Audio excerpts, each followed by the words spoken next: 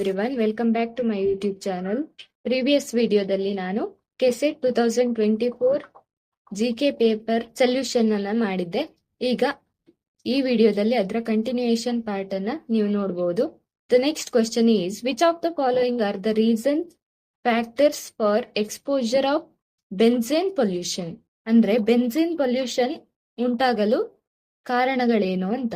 ಇದರಲ್ಲಿ ಆಪ್ಷನ್ಸ್ ಕೊಟ್ಟಿದ್ದಾರೆ. Option a automobile exhaust, option b tobacco smoke, option c wood burning, option d using varnished wood furniture, option e using products made from polyurethane. The right answer for this question is option 3. Select the correct answer using code given below. ಇದರಲ್ಲಿ 4 option ಕೊಟ್ಟಿದ್ದಾರೆ. So the right answer is option 3, A B C D and D. ಇಲ್ಲಿ ಕೊಟ್ಟಿರ್ತಕ್ಕಂಥ ಎಲ್ಲ reasons ಇಂದ ಕೂಡ ಬೆನ್ಝೇನ್ pollution ಉಂಟಾಗುತ್ತೆ. Then the next question is, match the following and choose the correct answer.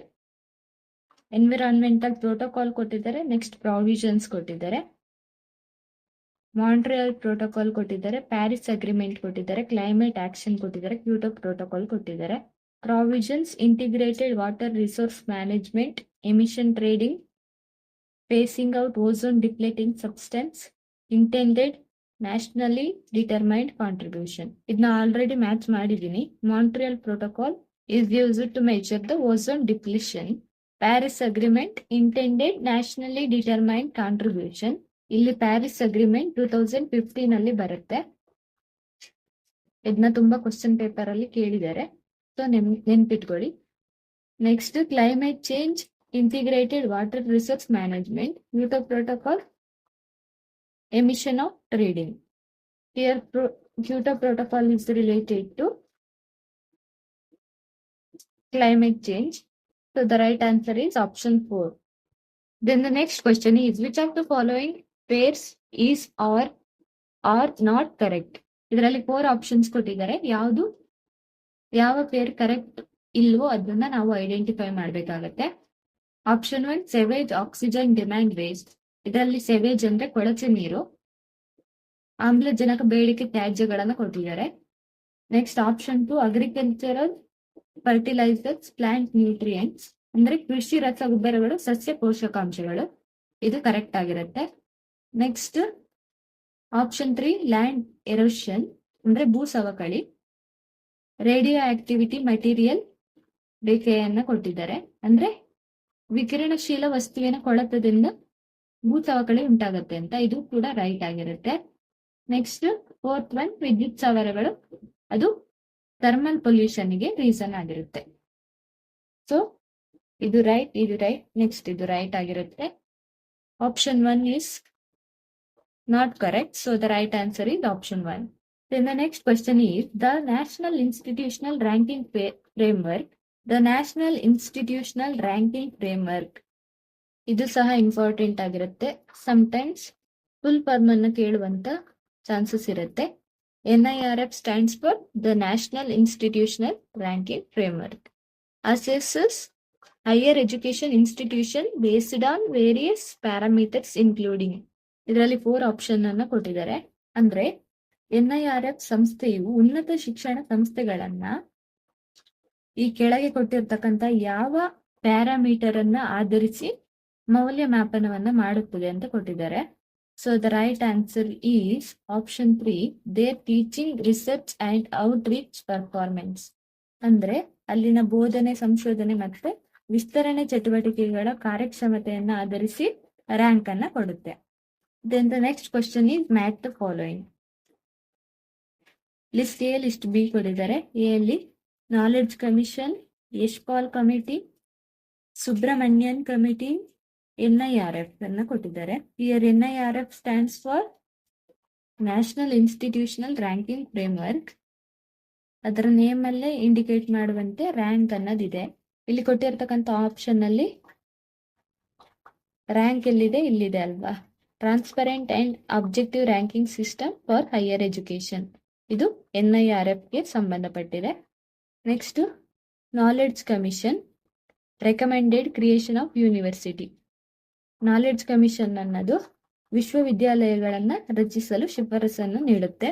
Next Yashpal committee ಅನ್ನೋದು one apex body to cover functions of all the professional bodies.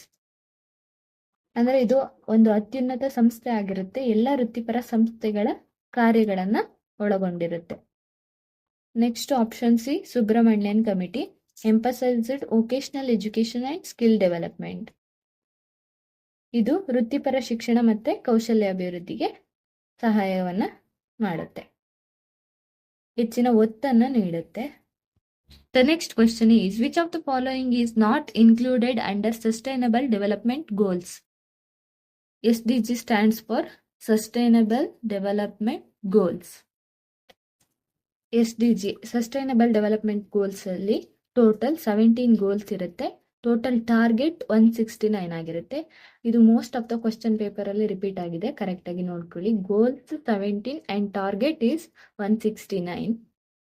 ಇಲ್ಲಿ ಏನ್ question ಕೊಟ್ಟಿದ್ದಾರೆ, which of the following is not included under sustainable development goals ಅನ್ನು ಕೊಟ್ಟಿದ್ದಾರೆ. ಅಂದ್ರೆ sustainable development goals ಅಲ್ಲಿ ಯಾವುದು ಈ ಕೆಳಗಿನ ಯಾವುದು ಇನ್ಕ್ಲೂಡ್ ಆಗಿಲ್ಲ ಅಂತ ಕೊಟ್ಟಿದ್ದಾರೆ. ಆಪ್ಷನ್ 1 ಜೆಂಡರ್ ಈಕ್ವಾಲಿಟಿ ಕೊಟ್ಟಿದ್ದಾರೆ. ಆಪ್ಷನ್ 2 ಟೆಕ್ನಾಲಜಿಕಲ್ ಸಸ್ಟೈನಬಿಲಿಟಿ ಕೊಟ್ಟಿದ್ದಾರೆ. ಆಪ್ಷನ್ 3 ಎನ್ವಿರಾನ್ಮೆಂಟಲ್ ಸಸ್ಟೈನಬಿಲಿಟಿ ಕೊಟ್ಟಿದ್ದಾರೆ. ಆಪ್ಷನ್ 4 ಎಕನಾಮಿಕ್ ಸಸ್ಟೈನಬಿಲಿಟಿ ಕೊಟ್ಟಿದ್ದಾರೆ. ಜೆಂಡರ್ ಈಕ್ವಾಲಿಟಿ ಅನ್ನೋದು ಸಸ್ಟೈನಬಲ್ ಡೆವಲಪ್ಮೆಂಟ್ ಗೋಲ್ಸ್ ಆಗಿದೆ.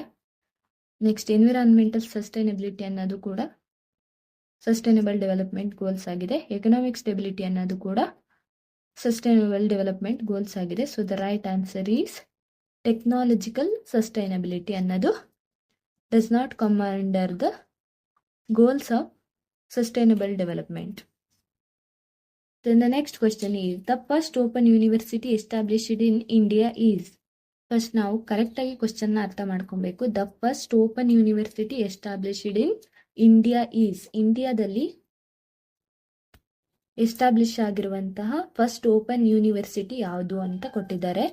4 ಆಪ್ಷನ್ಸ್ ಕೊಟ್ಟಿದ್ದಾರೆ. Option 1 doctor BR Ambedkar open university Hyderabad ಕೊಟ್ಟಿದ್ದಾರೆ. Option 2 Indira Gandhi national open university new Delhi ಕೊಟ್ಟಿದ್ದಾರೆ. Option 3 Nalanda open university Patna ಕೊಟ್ಟಿದ್ದಾರೆ. Option 4 Vardhaman Mahavir open university ಕೊಟ್ಟಿದ್ದಾರೆ. So the right answer for this question is option 1 Dr. BR Ambedkar Open University Hyderabad. Most of the students ಇಲ್ಲಿ confuse ಆಗ್ತೀರಾ.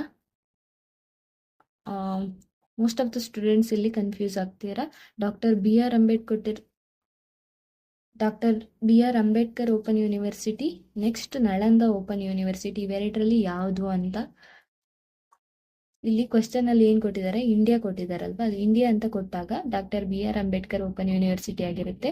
ಇನ್ case world ಅಂತ ಕೊಟ್ಟಾಗ Nalanda open university ಆಗಿರುತ್ತೆ. So confuse ಆಗಬೇಡಿ.